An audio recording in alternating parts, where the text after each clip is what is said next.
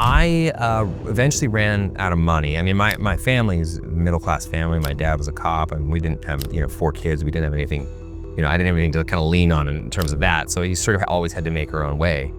And I eventually ran out of money, so I just asked an agency to meet with me, and I called about 10 of them, and then I finally got my foot in the door with one really small agency, and I bullshitted them. I just said, if you send me out on 5 auditions, I don't care what they are, what they're for, I promise you'll come back with 1. If I don't come back with 1 after 5, you don't have to take me on. I'll leave and I won't say a word. There was a single soul on earth who would recognize me from anything in the showbiz entertainment field that would make me a star. I wasn't a star. I was just a kid who occasionally worked in show business. So, well, what was it like in high school? The fact that you were doing this acting, how did your peers perceive that? I hid it largely in high school. Then I never celebrated. It was always something I kind of really tried to keep as quiet as possible. For me, high school was a situation where the more invisible I was, the more kind of happy I was. So I just wanted to get through that shit show and go live my life. It was, high school can be a pretty violent, sort of crazy place. So when I was, as a kid, I was always trying to be invisible. I read that you were actually supposed to be in college and you moved to LA without your parents knowing. Is that true? Yeah, that's true. Yeah, I would never tell my father that. So where were you dropping out supposed of college. to be? I was supposed to be at Kwantlen University in British Columbia, Canada. And I did go there for 45 minutes and said, nope. And I left. So I was there for a very short period of time. And then I just thought, I'm gonna go do this thing and I'm gonna give it a year. And if it works, great. If it doesn't, I'll go back to school, get a degree, and go join the workforce. Did your parents find out when they saw you on TV, or did no, you eventually tell them? It was about 6 weeks into my trip in Los Angeles, and I called them and said, hey, I'm in Los Angeles, I'm not in school. And then my father hung up on me. And then my mom called me back, and she was always kind of the voice of reason. And then, my father sort of came around. After I managed to make some money at it and kind of get my foot in the door, I think he was much more accepting of it. Now I love that I have anxiety. I love that I've had anxiety, because when I see my kids experiencing some of that, which is probably genetic, I know how to address it in a way that is compassionate. I know how to address it in a way that actually allows them to feel seen in that anxiety. And I know that I can't just fix it. And I can communicate all that stuff to them and with them. And I'm always kind of grateful for it. And, my job benefits greatly from that. People who have anxiety are constantly thinking into the future. What if this happens? What if that happens? What if this happens? Right. What if that happens? Right. So you're always telling yourself stories. So when you're working in movies and you're constantly, I'm not just like, when we're shooting Deadpool and Wolverine, I'm not just shooting the movie, I'm also sitting in the audience as an harshest critic. And I don't like that, don't buy that, So anxiety kind of creates that sort of ecosystem of awareness that I wouldn't otherwise. I read that you were overly sensitive and nervous as a kid, and that you struggled with shyness and social anxiety. How bad was it? I still struggle with those same things. As challenging as they are, and they're also gifts that come with those things, and it's that same sort of situation where you become kind of incredibly perceptive in ways in which you otherwise wouldn't. You're all constantly kind of sensing, both real danger and non-existent danger. So those are things that have really helped me in my work. But yeah, as a kid, it was tough. I was a kid who had a lot of anxiety, a lot of different kind of phobias and issues that I had to sort of work through, and it took me a long time to kind of recognize those things as assets as opposed to liabilities. I became kind of hyper perceptive as a kid, and I know that contributed in enormous ways to the different paths I chose in life, particularly show business and that sort of thing. I was able to kind of constantly mimic people or watch people and look for tiny signs and big signs of, danger. So yeah, that's kind of, I think that's how it shaped me mostly. When you envisioned your life as an adult, was acting the thing that you wanted to do, or was there another career at 5 or 6 years old that you thought about? No, I always thought I'd end up in law enforcement, like my family. So I didn't imagine that acting was a way to get out of the house.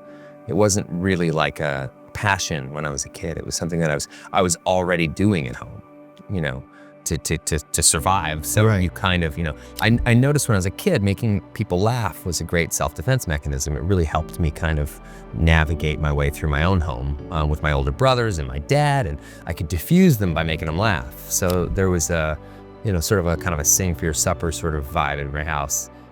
That served me in great ways later on, but as a kid, it was the means. It was a means to an end. It was just a way to get out of the house, and I could act. I didn't necessarily want to. I just knew I could. How did those roles in the mid 2000s help you in your career?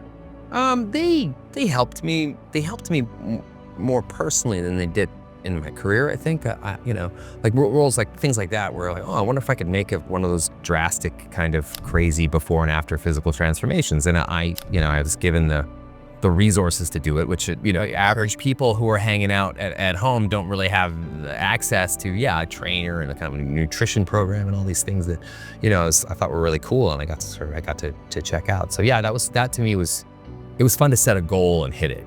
In that regard. So it was less about the professional propulsion and more about the personal.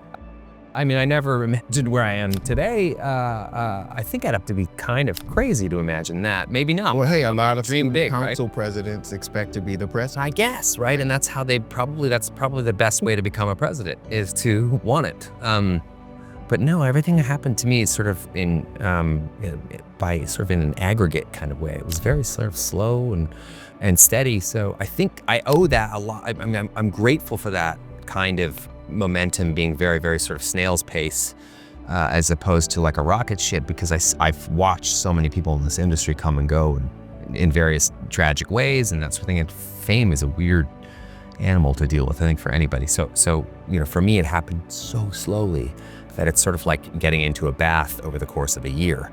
You're not going to get shocked by the water, be it cold or hot. You're gonna just immerse yourself in a way that's really, really slow. So for me, there's nothing meteoric about fame or any of that stuff. I was able to really kind of assimilate to it in a way that most people aren't really offered that. But everything's all or nothing in Hollywood. It's either you're the biggest star they've ever seen or you're done. Yeah. I somehow found that. I got lucky and found that weird sort of middle ground where I was able to kind of just slowly build my career. I think it's why I connected with the character 11 years ago, is that, I've always, as a kid, I was the youngest of 4 boys, so like I wasn't even considered a younger brother. I was just considered a moving target. And like, you have to, the way I stayed alive was with my mouth, I guess I'm not going to win with my fists. So, I felt like I was sort of rehearsing for Deadpool from the get-go. You just mentioned a couple of years ago, so, the birth of a child, marriage, and then in fairly short order, the birth of a child, and then the death of your father. Yeah. A couple of months ago.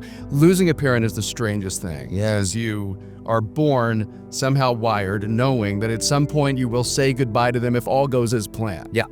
And yet when it happens, it's as if, oh, nobody told me this was gonna happen. Yeah. It's really awful. It's a tough experience for anyone. I'm one of those lucky people that got to go say goodbye to my father, which was nice. But we had a lot of unspoken things that we would never get to sort out. But you do that thing where you're driving in the car over to go see him, and you're like rehearsing in your mind all the like profound, wonderful things you're going to say. And it's like the second you walk in the room, it just evacuates your brain, and all you're left with is just like a 6-year-old kind of sentiment, which is really beautiful and kind of raw, but like all you can, like, you just turn into this guy who's just, like a 6-year-old. I literally just turned into a 6-year-old who just loved his dad and wanted him to stick around a little longer. So yeah, it's always a tough thing. For me, filtering my perspective and my energy through a prism of empathy and service has made my life better. It's made it fuller, it's made it more purposeful, and it's generally helped guide me away from being chewed up and shot out the asshole of show business. What do you want the Ryan Reynolds brand to represent long term? Oh man, I think it's gotta be quality and to some degree something that is also inspiring and entertaining and, and fun and doesn't take itself too seriously. Like, I don't take myself too seriously, there's an old line from a movie that you would never expect to have that much wisdom, but there's an old line from Van Wilder, which is, don't take life too seriously because you'll never get out alive. And it's true. I mean, that's sort of, I've held that with me for, almost 20 years now since that movie, but it's very true, that's, you're never gonna get out alive, so have some fun while you're here. In any situation where I'm not really sure, I don't know what to say or what to do, be honest about not knowing what to say or what to do.